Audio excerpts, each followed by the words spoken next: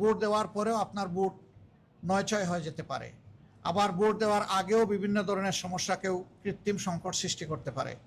এই সব কিছুকে আমরা বিশ্বাস করি এই বীর জাতি মোকাবিলা করেই ইনশাল্লাহ 12 তারিখের নির্বাচনকে সফল করে তুলবে এবং সেই নির্বাচনের মধ্য দিয়ে যে সরকার গঠিত হবে, এই সরকার হবে নতুন বাংলাদেশের সরকার। এ সরকার হবে জন আকাঙ্ক্ষার সরকার। এই সরকার হবে কৃষক, শ্রমিক, মেহনতি জনতা সহ মুটে মাঝি, মজুর সকলের সরকার, সকল শ্রেণী পেশার মানুষের সরকার, নারী পুরুষের সরকার, শিশু আবাল বৃদ্ধ বনিতার সরকার। এই সরকার কোনো দলের হবে না, এই সরকার কোনো গোষ্ঠীর হবে না, এই সরকার কোনো পরিবারের হবে না, এই সরকার হবে জনগণের সরকার ইনশাআল্লাহ। আমরা সেই জনগণের বিজয়টার দিকেই মুখিয়ে আছি। আল্লাহ রাব্বুল আলামিন একটি সুষ্ঠু নির্বাচনের পরিবেশ নিশ্চিত করে দিয়ে জনগণের আকাঙ্ক্ষা পূরণে আমাদেরকে সহায়তা করুন। আপনাদের সকলকে ধন্যবাদ।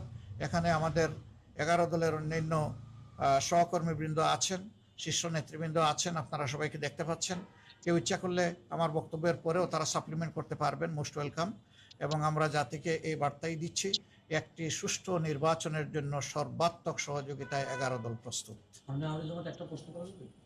সেটা হচ্ছে যে আমরা অনেক জায়গা থেকে খবর পাচ্ছি যে